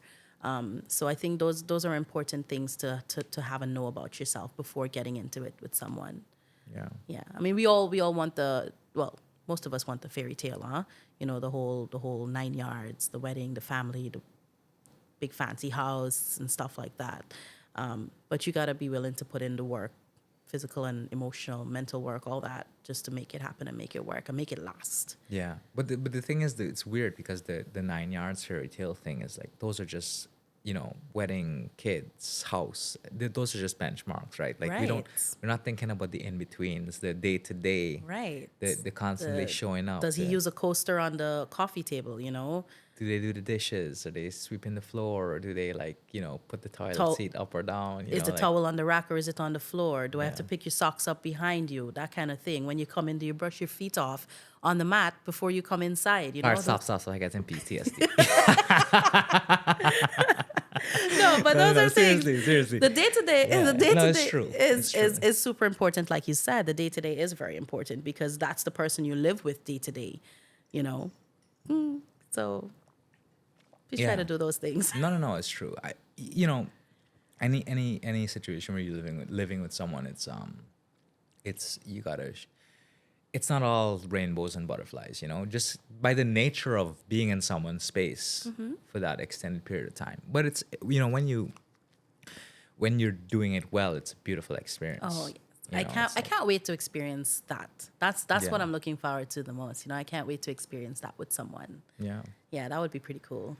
I think one of the nicest things about sharing a life with someone is definitely travel. Like I think because I'm big on like traveling experiences and like seeing the world, and every time we travel, I think being in a different location and like together living this fantasy about like, oh, what would life be like if we lived here, you know? Yeah. But you're not committed to it because you're not actually living there, but you get to like Play play that pretend. make believe, you know? Yeah. And that's a beautiful thing to me because it's like, you know, it's the best thing to do it with someone else, you know? And especially someone that you value so Yeah, much. exactly. And it's like, oh, you know, we could make this if we tried, you know? Like, Yeah. and that's nice. cute, That's nice. cute. Are you one of those people when you go on vacation, like, oh, I could live here? Oh, hell yeah. Yeah? All the time. Oh, like, nice. I always picture my life. Facts. And people think I'm delusional. No, I'm a little my delulu, fantasy but is like when I travel, actually, I always imagine that eventually when I either make it big or win the lottery and become a billionaire, that I'll just have a condo. You play here lotto that in I Guyana? No. Okay. I'm You not said billionaire. No, I know. I'm not a gambler at all. right, But but- every time the Powerball is like at $1 billion plus and I'm in the US, I play. Because it's 'Cause who nothing. knows? Yeah, who knows? Yeah. But yeah, like having the house in. Yeah, having the condo and I go there and oh, let's just go back home and then travel again. Oh, Like, yeah. Then in my head, I'm like, and then I show up. I'm not work in like a month. No jobs coming Yeah. through. Yeah. But I'm the same way. I'm the same way when I travel. Yeah. And I've enjoyed quite a few vacations in the last year. When you travel, do you like make an effort to get out of the mainstream travel? Like I know you talk about Miami and stuff, but it's like I personally think that like there's so like with travel, it's nice to go to the Miamis and the New Yorks and the Londons or whatever. But I think like for me, real travel is like kind of like these unexplored gems. I like going around South America. For me is like amazing. Like I think that's a totally undiscovered thing that Absolutely. Guyanese need to get on. It's quite expensive because of the Yeah. route, but once you get over that, it's kind of like not too bad. And so that's one of the things that I do want to do. It's just that I have a cousin he's toured South America twice, Europe twice. You know, he's very into the whole backpacking concept. That is not my idea of a vacation. You're more of a luxury gal. I am a little bit more of comfort, and it doesn't even have to be luxury. Don't make that face. It doesn't even have to be luxury. It's just more about, you know, being comfortable. He was happy to sleep in hostels and questionable places, and Yeah. he picked up a shift at a bar for like a couple of days. Yeah. And I'm just like, bro, what are you doing? Like, you know, That's living, man. That's living. so he that's his kind of vacation. For me though, I would love to see South America. Like you're right, it's undiscovered gems right here, right next to us. Peru. You know, he's brought back stuff from Peru that's absolutely beautiful. Colombia is another place that I want to go to. But like you said, the roots are. But I would prefer the hotels and the Yeah. just a little more comfort. But I am down to explore these countries. I'm down to do things, but I also keep in mind I'm on vacation as well. You know. You got to find the balance. I mean, I don't think you ever get, and this is just my subjective opinion, you don't ever get the proper travel if you're solely on the comfort vibe, which, by the way, is a vacation. I highly recommend it. But it's like really to immerse yourself in a culture and be there. You like, again, feeling like, oh, I could live here. You don't feel like I could live here from the 5-star hotel. Oh, you can't feel like you could get the feeling. You can, but it's more realistic to go for the. When I'm being delusional, reality checks out. When my delusions step in, my reality checks out. I wish a lot of this wasn't based on just having money. I just wish like life wasn't about the money and we could like do all these things sustainably. Yeah. What do you think about like Guyanese being able to access like abroad? There's a lot more flights. Love it. Coming in. Love it. You think they will? Like, you think more people who aren't traveled will get that opportunity? I hope, and that's where disposable income comes in, and that's where we have to really ensure that we are, treating our people well and ensuring that they are being paid well so that they're able to afford the same luxuries that, a lot of people are able to afford. But I love it. I love the fact that more airlines are coming. I love that we are able to get cheaper flights. When I see people skipping across to places like Suriname for 2 days and, Barbados for a weekend, Trinidad for a carnival, I love it because circling back to experiences and wanting the best for our people, I want our people to be able to go out there, see what's out there, come back home and be like, well, we only accept this because this is what's here. Out there, it doesn't work like that. And when you have those kinds of experiences outside of Guyana, then you're able to hold your own people, your own people who own businesses, your own people who own hotels, restaurants, all those things. You're able to hold them more accountable and be like, this doesn't fly anywhere else in the world. Yeah. Why are we allowing it to fly here? Yeah. And I really sincerely hope that every person, can be able to jump on a plane and take a vacation. That kind of reminds me. So last night I was doing a podcast and I asked the person, because he was saying, we're talking about food, and then he was like, yeah, you go to places abroad and you have something like a steak and it's like, this is great. And then you kind of, it's not that expensive, but that's the kind of quality you kind of get at a high scale restaurant in Guyana. And even when you eat it in Guyana, you're like, oh, this is not bad for Guyana. Right. And I was like, is it a bad thing that we say that? Like we kind of say, criticize Guyana and be like, this ain't bad for Guyana. As in Guyana is this sort of lesser than standard. And he's like, well, there has to be a sort of space you operate where criticism can lead to improvement. You can't just sugarcoat everything just because, oh, well, Guyanese never had this experience, right. And like, poor us. And I don't disagree, but I think there are a lot of factors, especially when it comes to food. I'm a huge food person as well. And I think there are a lot of factors that impact the quality of us, what we get when we go out. Yeah. The cow that you see here is not living under the same conditions of a cow. It's not the Wagyu cow. You understand what I'm saying? Yeah. They have different ways of raising their meat and their poultry. So your steak is going to be a little bit different. When you have it abroad, they put that plate in the oven, so that plate is still hot.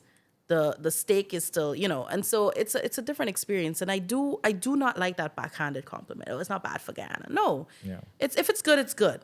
If it could be better, there's absolutely nothing wrong. I've been to places in the U.S. where it could have been better. Mm-hmm.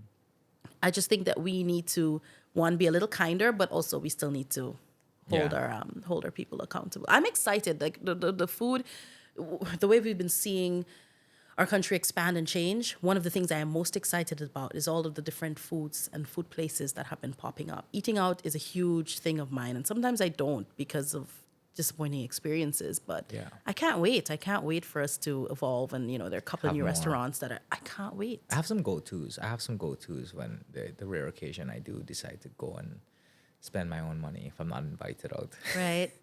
But you're right. Some of the places, my biggest thing is the consistency. which I think more competition will change that. Yeah, because you can have a great experience, and it's happened to me before. I'll recommend a place to someone because I eat out very often, and I'll recommend a place to someone, and when they go, they're like, "Oh yeah, no," and I'm like, "Well, I'm sorry. Yeah. I had a great time. I had great food." So yeah, I can't wait to see. I have a friend who's a chef, and so he's the reason that I'm very critical, like hypercritical of menus when I go out. Because anything I want to eat, he'll make, and I'll buy the stuff. And I think I brought meat back from the U.S.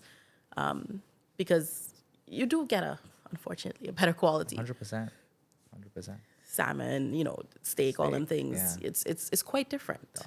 Yeah, it's not import. You bring back some meat. I try sometimes when to. you I try travel, to. I think the quality is certainly quite different. Price point as well. Yeah. Oh, definitely. Like I nearly lost my mind in Costco when I was love there. Costco. I had to really just rein myself in and remind myself, you've got a weight limit on that suitcase, Allana. Yeah. So yeah, I actually make so my uncle, every time he comes back home, he calls and he's like, "What do you guys want from Costco?" Because he doesn't travel. He'll travel with like a backpack of clothes and then bring a suitcase or two with just stuff for us, right? Nice. Because he's like of the firm belief that like, yeah, you don't need to buy this thing again if I'm coming down, because I'm coming down for a couple of days and I'll just bring two. Very nice of him. And like, love those family members. By the way, they're the real MVPs. But we will order like, I'm like, yeah, bring a 25-pound bag of jasmine rice. Which I love. I love jasmine rice. I love me some basmati, so I understand. Bring some salmon, bring some steak because it's cheap. Bring toilet paper. You know what I mean? Like, it's big volume, but it's way cheaper. Yeah, I'm not. I was on board with you right up until you said that. You could have said some lotion. Well, there's toilet paper and then there's toilet paper. Okay. All right. All right. Some of us, prefer the more premium Yeah, stuff. I love that for you and your bum. But yeah, no, it's nice. I mean, I kind of wish like, it's so tricky because here you're like, oh, I wish I had, like, things were cheaper, and a lot of these places that sell the cheap stuff are like these big superstores like the Costco's and stuff. But like, because I guess so many of our, salespeople are the small man, and like, oh well, how do we sort of? If we could have a Costco here. Yeah. Yeah, I don't see that happening as much as I love not. Costco. We have like Massey, which is kind of big, but they're quite expensive relatively. I think just having access, and it's not even about the Costco's and the BJ's and those wholesale Sam's Clubs and those places. It's not about them. It's about the stuff that they have inside, the price point, being able to have a healthy, a healthy price point for your stuff. Because, like, just going back to it again, I want us to be able to have access to all these things. Yeah. Not just have it be special occasion food. Yeah. The options here also, to me, feel a bit like, well, obviously they're limited, but they're just, you can't, there's only a certain point you could go and get adventurous with it, It's like how much things you can do with the bora or the pumpkin, You'd be surprised. No, I know. But I just feel like, I feel like I've exhausted a few. Okay. And I would just like to pivot now. Give me some okay, broccoli. Ross. Pivot. Pivot. Yeah. Yeah. No, I hear you, and I'm completely with you. On like that. I just don't like that you can't afford to eat vegetables. And I'm not even talking about the expensive vegetables. Just in general now, pumpkin and bora is quite expensive. Yes. And you've seen people make posts about it and stuff like that. And I am not a big market shopper. You could literally tell me that a slice of pumpkin is $1,500. And I'm like, oh, cool. Sounds like a deal. I'll take it. When in reality, it's probably not that much. Yeah. Because I don't frequent the markets. And if Neither I go, stuff, I don't know what the price point is like. It's only when I'm going with my friend, Raul, he's a chef. So he used to go there quite often. When I'm going with him, he's going to be like, this is expensive. And I'm like, oh, seems reasonable to me. But, like you said, vegetables, we need those. Why is it so expensive? Yeah.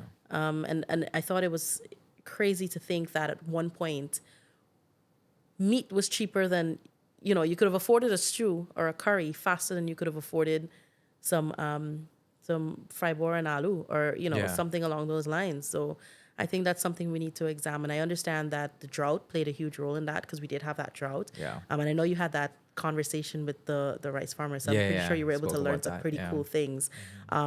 I also have a pineapple farmer friend of mine who suffered pretty Nice, bad right? from that. So the drought did impact it, and I understand that. I know that there's going to be a ripple effect when it comes to you getting your greens down here, but at the same time too, it should not be hard for the regular person to go into to the market, because the market is where it's supposed to be. It's cheapest, Yeah. and pick stuff up.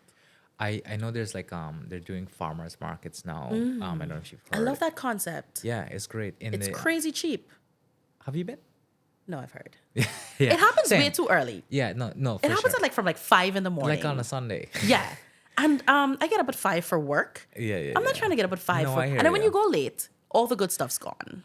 Yes, but hear this, right? So my grandma has been, and her she has a live-in person in her place, who does a lot of the shopping for her. And I was talking to her one day, and she's like, "Oh, you like the chicken I cooked?" It's like, "Yeah, it's nice, whatever." She's like, "Yeah, it's from Brazil." Like, "Oh, Brazil, where'd you get it from?" "Oh, the farmer's market, real cheap. It's cheaper than like normal chicken." I'm like, why is a farmer's market having Brazilian chicken? That doesn't make sense to me. That kind of like goes against the whole farmer's market of a farmer's concept. market. So I just found that kind of weird. I I mean, I'm all for the cheaper produce.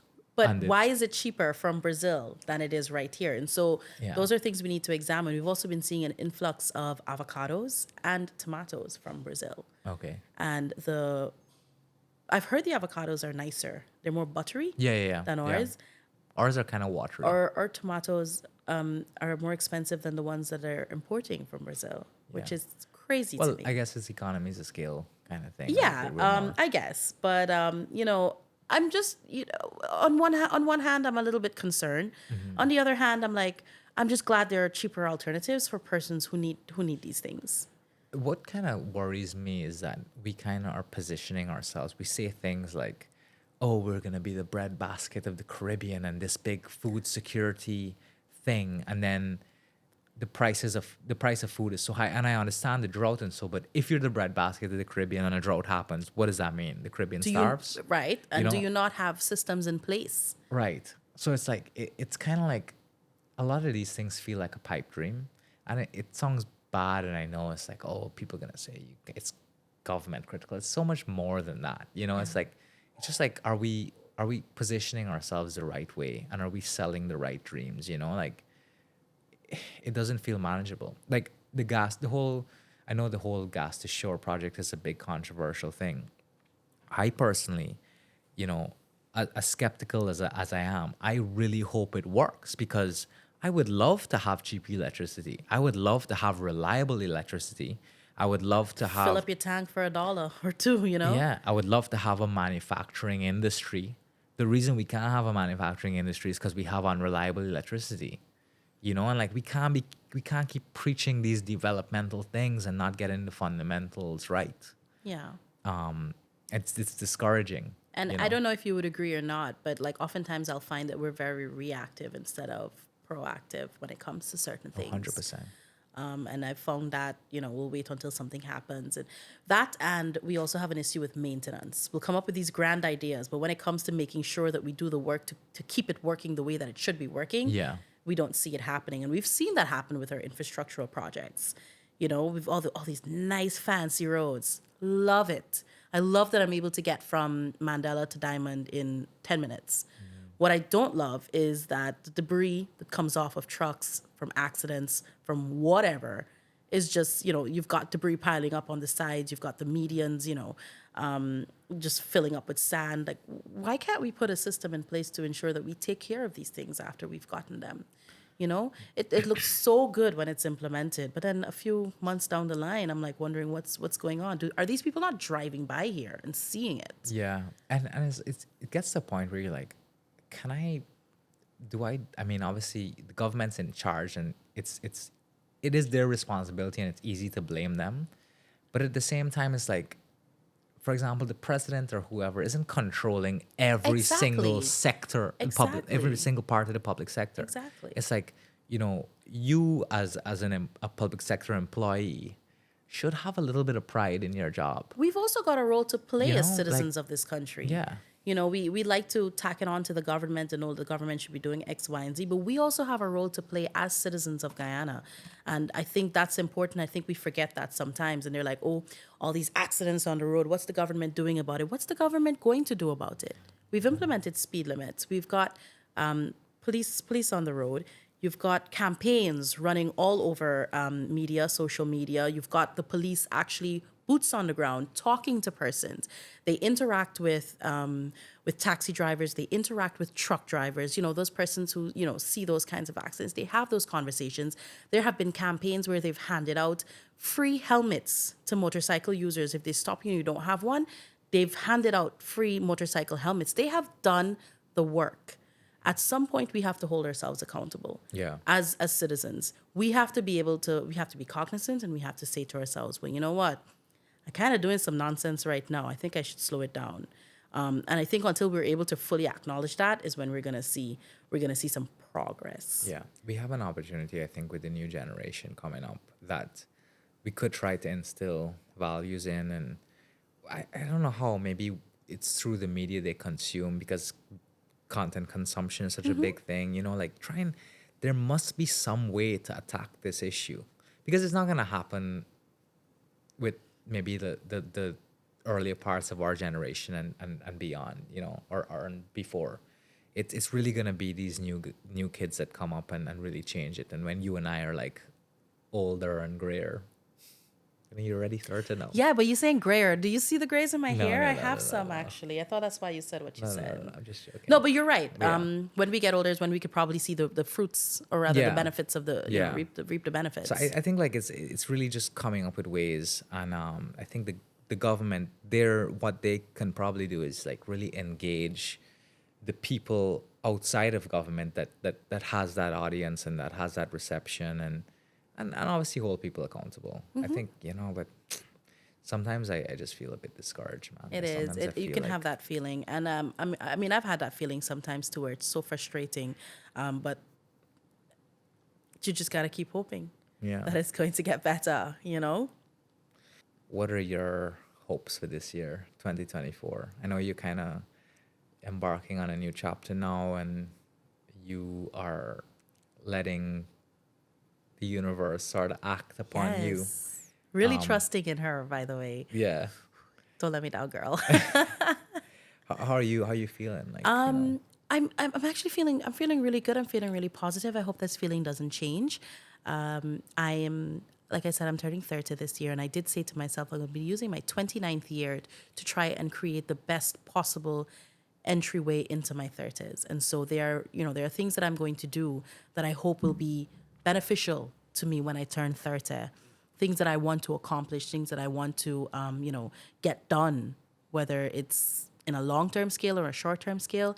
I'm really hoping that I'm able to accomplish it this year. Every year that I go into, I don't often make resolutions, but I did resolve to make this the best one. And this one and the next one, every year, the best one that I've had so far. So whether it means experiences, new opportunities, building a house, creating a family, getting married, whatever it is, I just want to keep doing amazing and exciting things, because life is for the living. Yeah, you've got to live. Yeah, definitely. Yeah, live to work and not work to live too. 100%. I think, you really don't appreciate what you have until it's gone. Yeah. And that's what keeps us grounded. And it's something that, we really need to like be aware of, especially when we go online, or we sort of we constantly compare our lives to other people, and it can really get consuming and toxic. Yeah, and that's where it becomes toxic. So, you take a step back and you take stock of where you are and what you have done. And this is what we talked about it earlier. Just being conscious of where you are, what you have done, what you have experienced, and how it has shaped you into the person that you are today. Because if you had it easier, would you be the same person? If you had different experiences, would you be this person? And those are questions you ask after you ask yourself, do I like me? Do I like who I am as a person? And if you don't, then you know what you need to do. You've got to be better. But if you're quite happy with who you are and the way that you turned out, then I don't see anything wrong with, being grateful for the experiences that have shaped and molded you into that way. Yeah. I think that's so important. And give yourself grace, be kinder to yourself. We're too hard on ourselves sometimes. I think I listen to my friends talk, and I listen to them, share their thoughts about their lives. And I'm grateful to have a circle of people that can do that comfortably without worry of, reproach or shame or anything like that. And I listen to them, and, we really do need to be kinder to ourselves. Everyone needs to be kinder to themselves. Be kinder to others, but of course, be kind to yourself as well. You are doing amazing things in a world where you are just a speck. Because, we're just a speck, all of us. And I say this thing, I said it to a friend of mine, and he said he also participates in the shrubs, the lettuce. I don't know what you want to call it.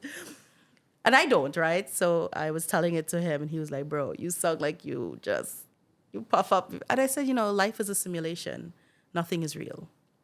If you think about it that way, in the grand scheme of things, what do those past mistakes even mean? Nothing. Just keep pushing forward. Yeah. Life is a simulation. Nothing is real. Sometimes we really look at these moments and or things in our life, and just I guess the pressure we put on ourselves and how we define ourselves, and based on other people's perceived interpretations of who we are. We don't even know what the people are thinking. We just assume it's all in us. And I think there's some, when you said, oh, well, as long as you're okay with yourself. For me, I feel like I've been through different stages, I feel like I can improve. I'm working on it.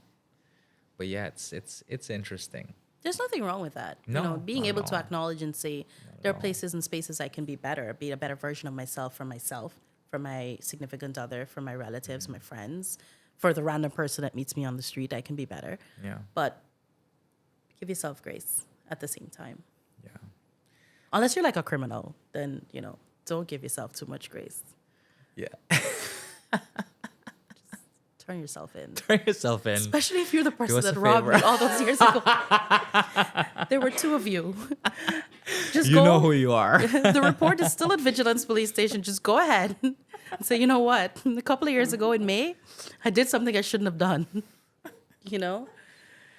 I appreciate you so much for doing this. I'm so happy to be here. Like when you messaged me, I was like, oh, I thought, and I was like, all right, okay, yeah, let's do it. Yeah. It's a lot of fun. It's nice being on the other side. I know, and it's also like, I feel like everybody else, you took a while to warm up. I felt you're a little professional. Oh, in the beginning, huh? Yeah, you're a very professional person.